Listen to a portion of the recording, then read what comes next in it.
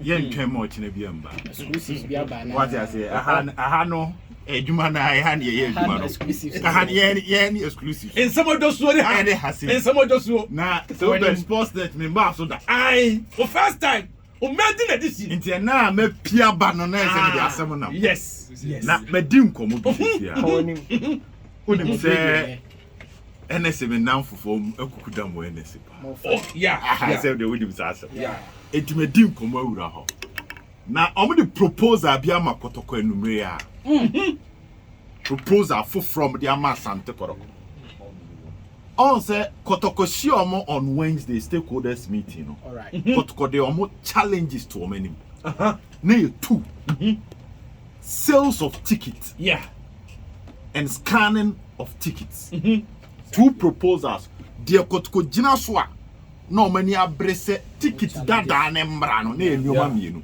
fire because Kotoko say one se ka be 1 hour to the game na ekitafo ne be bob pisu wo stadium ho a network na airden so mo beto tickets no omo ntimi to tickets no ena kakra na omo betimi awura mu etimi ato no so no machine na say scan ebe ma enya the authenticity of the code no o say scan e je pe let's verify scan no so ntimi scan our some movement 1 hour no into Kotoko for catch them say they don't have any problem with e-ticketing. Sure. But if they can fix those two problems now, okay, and selling, so auto near scanning because e-ticketing yes affordability and easy access will be at me Tony anytime. Scanning and prevented the corruption. Scanning no and prevented yes I don't know what Tony papa now was a meeting I say wo and nrano e go for na ntimi anje antum se ombetimi aya na so Monday yes ntimi anje atum se ombetimi aya na omuntimi nye mo de ade ne ba yes eno na ma Kotoko ka say na ticket ye den eba na ekodru set anim no ho na set pan one ene na ade maba ha no sure more fire sure ekodru na anim no o ka kirom say na wo ka say order from above sure na Kotoko phones ka say order from above mpa sa anyoma mienu antimi anya yen ye ni e-ticket ni ase so order from above pressure akoho enumre ya antira me say a new one aba enumre ya sure sir, they will fix the issues for Kotoko. The other boom says, see, I'm the man say NSA in penny for ma Kotoko assurance on be fix ya mom. Now one omone a telecommunication network e dim komo. Send your baba mount special internet. Okay. E stadium. I beg Gina so say. They beg Gina so. Say Kotoko how near me you. And see ya mama. Sure. A 720 ticket sales ticket sales and ticket scan obi timi to onya message but yate no ekwahin enti dia be boma numere ya omoso de omo de aba na yese because na Kotoko ni abre sure Kotoko de no mso ma wia ene enka asem no because they said you de Kotoko anim ya na na penkra kwasi awua kontopo de afere no so one the chi Edika asem no ka be be pie no say unu say Obed as one na we can say confirm say order from above no above because ka call be call above no so enti above no amuni di because according to Kotoko no sika no sure omo hiri sika Kotoko is losing money enti o de kasa tintin ni tietia de abebo manumere ni ese NSS 1 ombe provide special internet. Okay. I be mo bi a wo to ticket no. System ne njame. No matter dom a e ba be gu ho. Any omo first proposal omo de ma Kotoko. Sure. 2. Omo be bie more gates. Okay. Sanya nipa na scan no e be doso. Na nipa na be bomb piece nipa ba. Yes. Enche. It say omo de gates bebre beba more gates for more scanning 2 special internet 3 ego for na nkasa say omo the 5 booths okay ebeba stadium ho sure say omo bo omo so ntimi mfa omunim tono no mato amo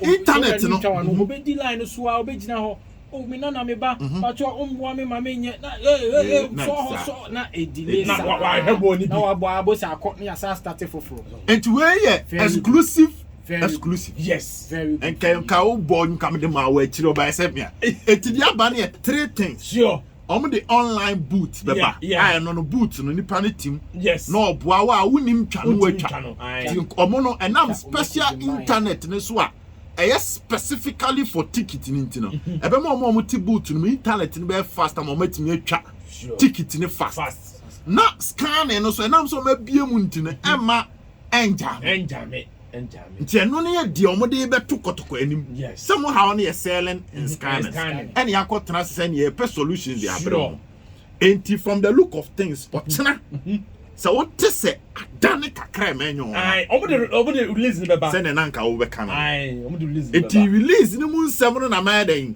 makopone kakra de ba yes release ne mu nsem no and matimi ado akire akopone kakra enti likely say sure why she here because proposals no more dey ba no me dim komoko kotoko no omo se so mo betimi aye dia o se kotoko ni here assurance and solution no man assurance say obama no working solution sure enye solution na wo de wa no be kan e be duru ono and ka se be eno dia me nyan ka se be because and so for say so mo tena ona baba say Kotoko are rejected e-ticket na policy na to so because we a political policy sure oh it's a enya beto say officially Kotoko rejected digitization na nkomudira sports na negative ma opinion bi negative am opinion bi tinka bi ade be no na nka NDC fo na ede asom some de call the crown went me and say claps the crash o mumpe it is a kwan mi o me fo so ma ade na ye yie no say ne kopem request adom ye di om so mbe ya makotoko no and if you are doing that there solutions so na just say o answer it is a blasters liberty me ba bambim it is na kotoko there and everywhere if they are doing that there likely say nipa na me ndi nkomo say na mo achiro no kotoko no say if suitable maybe they will agree to it and they say no chances of e-ticketing coming back in a refound way. We are refounded or no? We are refining or no? Kama no.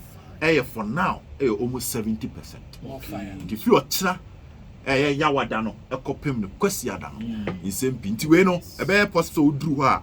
No way to Sika, no bit ho on the internet near them. Fast to quick no idea. What amount? In me say me to me bre scanning no so na nipa no one channel. Wa scan good inti eno the free a whole bus share me down the chiri e the amount. Thank you very much sir.